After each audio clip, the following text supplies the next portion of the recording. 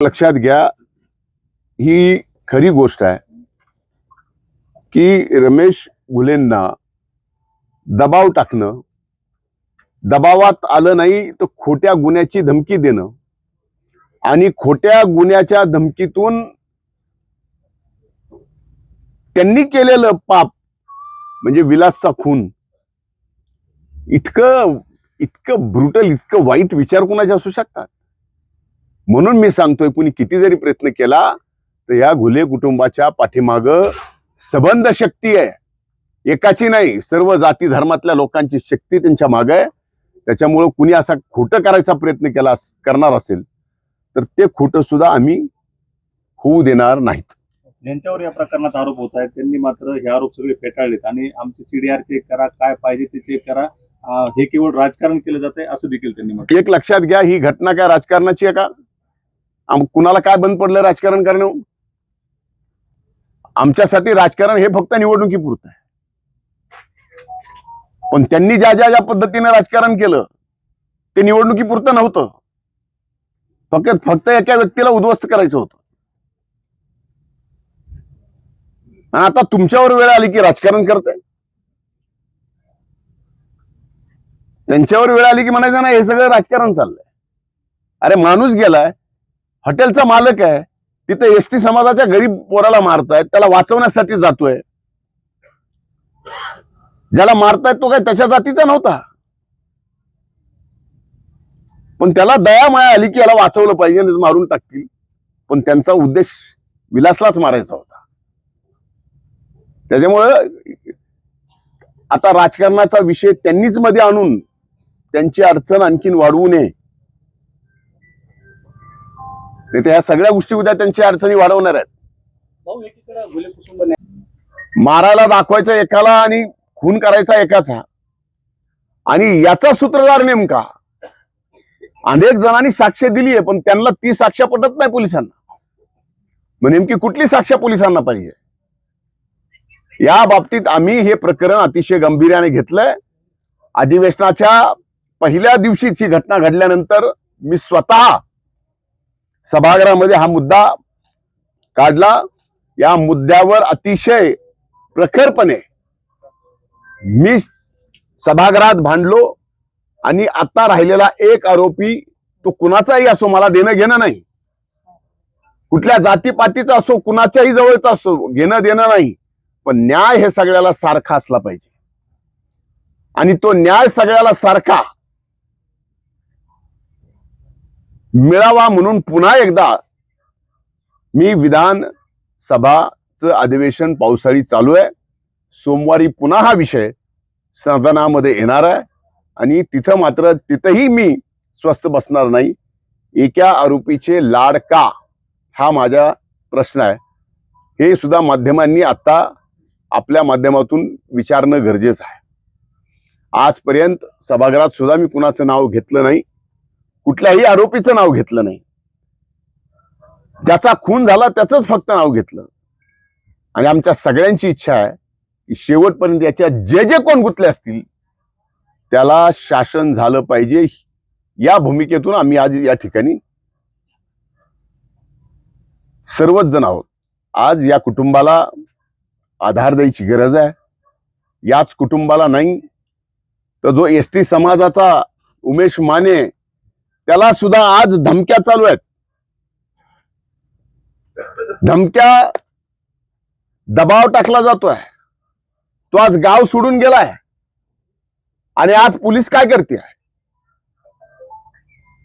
एक एसटी समाजाचा गरीब, अतिशय गरीब, रोज कमवून खाणारा कुणाचा वैरी कसा होऊ शकतो? त्याला कोण मारू शकतं? त्यालाच मारायचं होतं का आणखीन काय करायचं होतं? हे तपासामध्ये सगळ्या काही गोष्टी समोर आल्या पाहिजेत आणि त्या आम्ही आणल्याशिवाय स्वस्थ बसणार नाही. पोलिसांना सुद्धा, प्रशासनाला आणि सरकारला सुद्धा स्वस्थ बसू देणार नाही. घुले यांच्या खून झाल्यानंतर त्यांच्या परिवारात सांत्वनपर आज मी या ठिकाणी भेट द्यायला आलो. त्यांनी जी परिस्थिती सांगितली त्या परिस्थितीच्या अनुरूप चौकशी होऊन सर्वच्या सर्व आरोपी अटक होणं हे खऱ्या अर्थानं आज या कुटुंबाची पहिली मागणी आहे. खरं तर ही घटना एसटी समाजातला एक उमेश माने याला मारण्यासाठी काही लोकांनी ठरवून येऊन गावकरी हॉटेल जे घुलेंचं आहे तिथं त्याला मारहाण करायचं चालू केलं. त्या उमेश मानेला एकट्याला मारतायत म्हणून गावकरी हॉटेलचा मालक विलास घुले ते भांडण सोडवायला गेला. तिथं मात्र उमेश माने ला बाजूला ठेवलं आणि विलास घुलेची निर्घुण हत्या त्या ठिकाणी करण्यात आलेली आहे. या घटनेमध्ये आतापर्यंत पोलिसांना विचारलं तर 9 आरोपी अटक केलेले आहेत,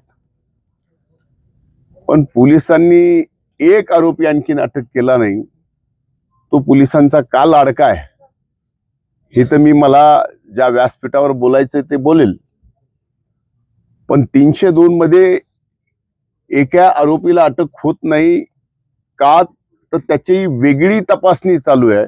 म्हणून का पोलिसांना या एका व्यक्तीला या सबंध केसमधून बाहेर काढायचं आहे, त्याच्यासाठी त्याला बाहेर ठेवलंय. जे काही साक्ष आहेत, जे पुरावे आहेत ते नष्ट करण्यासाठी या 302च्या आरोपीला बाहेर ठेवलंय का? हा माझा पहिल्यांदा पोलीस प्रशासनाला प्रश्न आहे. तपास योग्यरित्या चालू आहे. 9 जण अरेस्ट झालेत. मग या एक व्यक्तीला अरेस्ट करण्यासाठी पोलीस का धजावती आहे? तो मोठ्याचं लेकरू आहे म्हणून? आमचं इथं वैयक्तिक कुणाशीही दुश्मनी नाही, जातीपातीचा धर्माचा विषय नाही. विषय इथे गुन्हेगारी प्रवृत्तीचा आहे. आणि ते जर त्या गुन्ह्यात सामील असतील, जसं 9 जणाला अटक केलं तर 10व्याला सुद्धा अटक करावीच लागेल. त्यांना मोकळं का सोडलंय? आता भीती ही आहे की जो एक आरोपी बाहेर आहे, जो मोकळा आहे, त्यांनी जर साक्षी, पुरावे, एव्हिडन्स जे काय आहे ते टॅम्पर केले तर यातनं बाहेर काय येणार आहे? म्हणजे आमचा आता पूर्णपणानं पोलिसांवरती असा संशय आहे की त्यांना या प्रकरणात एका आरोपीला वाचवायचं आहे म्हणूनच ते अटक करत नाही. पण आज इथं उपस्थित सर्वांच्या साक्षीनं सांगतो की पोलिसांना सुद्धा त्या आरोपीला अटक करावी लागल. एवढ्या ताकदीनं आम्ही सुद्धा आता रस्त्यावर उतरू. आम्ही सुद्धा शांत बसणार नाही. एकाला एक न्याय आणि एकाला एक न्याय, एका गुन्ह्यात एकाला एक न्याय, एका दुसऱ्या गुन्ह्यात एकाला एक न्याय, वेगवेगळ्या प्रकारे. आतापर्यंत या बीड जिल्ह्यात 22 खून झालेत. दुर्दैव या बीड जिल्ह्याचं की पोलीस प्रशासन, काम करणाऱ्या पोलीस प्रशासनाच्या कर्मचाऱ्यापासून ते पोलीस अधिकाऱ्यापासून डीवायएसपी पासून फक्त एसपी ला अन्नाव लावायचा अधिकार आहे. बाकी कुठल्याही पोलिसाला अन्नाव लावायचा सुद्धा अधिकार नाही. हे देशभरात कुठल्या जिल्ह्यात नसेल, ते आपल्या बीड जिल्ह्यात आहे. आणि हे दुर्दैव आहे. आम्ही या ठिकाणी पूर्णपणानं सामाजिक सलोखा जपून तशा पद्धतीचं कुठलंही कुणाचंही मन न दुखवता, कारण इथं तुम्ही ऐकलं असेल की या टाकडीचे आणि कदमवाडीचे किती चांगले, प्रत्येक माणसाशी, प्रत्येक घराशी संबंध किती चांगले हे टाकडीकरांना माहिती आहे आणि कदमवाडीलाही माहिती आहे. ती समाजाच्या ज्याला मारत होते त्याच्यासाठी. पण ज्यांनी मारले त्यांना मात्र त्या मानेला मारायचं नव्हतं, त्यांना मात्र घुलेला मारायचं होतं. आणि आता सोपं झालंय. काही झालं की एका जातीला गुन्हेगार ठरवून टाकायचं आणि तुम्ही ते मीडियात चालवायचं. आणि अख्खी एक जात गुन्हेगारी म्हणून ठरवायची. छोटे छोटे समाज ज्या ओबीसीतले आहेत, विजयंतीतले आहेत, इतर आहेत, काही घडलं की तो समाज गुन्हेगार.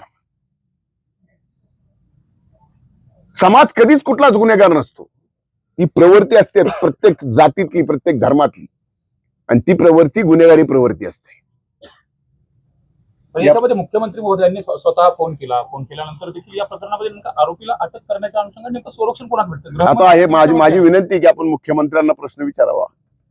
आपण मी तर विचारणारच आहे सभागृहात. तुम्ही स्वतः या प्रकरणात सभागृहात आवाज उठवलाय. आमदार नमिता मुंदडा या देखील बोलल्यात. आता सोमवारी तुम्ही एकदा पुन्हा बोलणार, परंतु रस्त्यावरची लढाई नेमकी कशी असणार जर न्याय मिळाला नाही? आता एक मिनिट, आता तुम्हाला का घाई झाली रस्त्यावरच्या लढाईची?